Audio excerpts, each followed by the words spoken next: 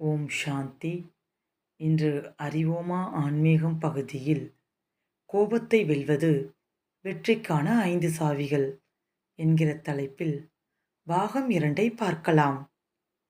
நான் முடிவற்ற அமைதி மற்றும் அன்பினுடைய ஆதாரம். எப்பொழுதும் இதை நினைவில் வைத்திருங்கள். நாம் அனைவரும் அமைதி மற்றும் அன்பின் அழகான ஆதாரங்கள். இதை நாம் அனுபவம் செய்து மற்றவருக்கும் பங்கிட்டு கொடுக்க வேண்டும். அன்பும் அமைதியும் நிறைந்திருக்கும் போது பலவிதமான மனிதர்களையும் சூழ்நிலைகளையும் சகித்துக்கொள்ளும் சக்தி நமக்குள்ளே வந்துவிடும். இது வன்முறையாக செயல்படுவதற்கு பதிலாக அமைதியாகவும் பொறுமையாகவும் இருப்பதற்கு உதவி செய்கிறது. ஒருவரை வெறுப்பது, மேலும் ஒருவரை பற்றி அவர் இல்லாத சமயத்தில் அவருக்கு பின்னால் புறம் பேசுவது, மேலும் அவருக்கு எதிரிலேயே அவரை பற்றி குறை பேசுவது, இவை அனைத்தும் நம்மிடம் எப்பொழுதுமே நிறைந்திருக்கும் அன்பு மற்றும் அமைதியின் குறைபாட்டின் பிரதிபலிப்பே ஆகும். ஆனால் நாம் அவை நம்மிடம் எப்பொழுதும் நிறைந்துள்ளது என்பதை மறந்துவிட்டோம். கீழ்கண்ட உறுதிமொழியுடன் உங்களுடைய பொழுதை துவங்குங்கள். நான் ஒரு ஒளிப்புள்ளி ஆத்மா, அன்பு மற்றும் அமைதியினால் நிறைந்திருக்கின்றேன். என்னுடைய ஆன்மீக உருவத்தை நான் கற்பனை செய்து பார்க்கிறேன். நெற்றியின் நடுவில் ஜொலிக்கின்ற நட்சத்திரமாக இருக்கின்றேன்.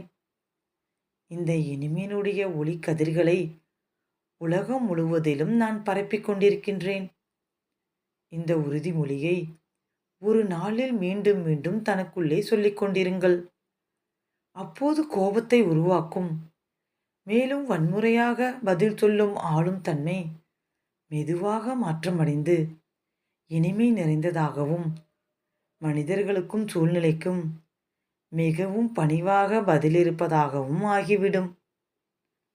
மன்னிப்போம், மறப்போம்.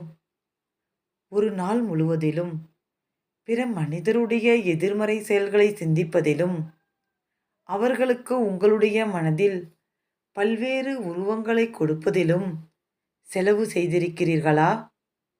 இவை அனைத்தும் எதிர்மறையானவை மட்டுமல்ல, உங்களை உள்ளுக்குள்ளேயே துன்பப்படுத்தவும் செய்யும்.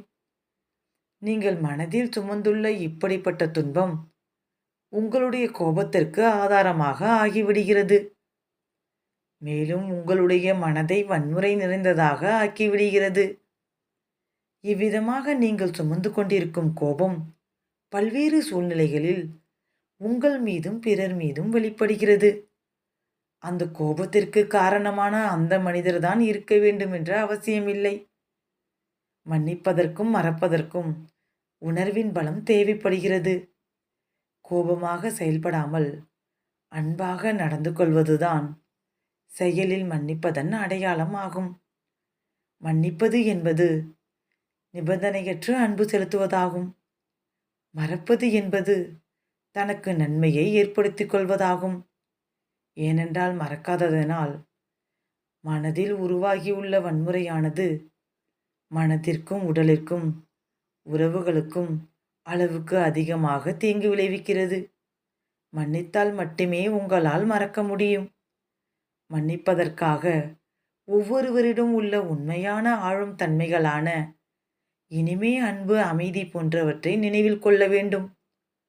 ஒருவரிடம் உள்ள எதிர்மறை செயல் என்பது இடையில் அவர் சம்பாதித்து கொண்ட எதிர்மறை சமஸ்காரங்களின் விளைவு ஆகும். இவை தற்காலிகமானவை. இவற்றை நீக்குவதற்கு பிற மனிதரும் கூட முயற்சி செய்கிறார்கள். ஓம் சாந்தி.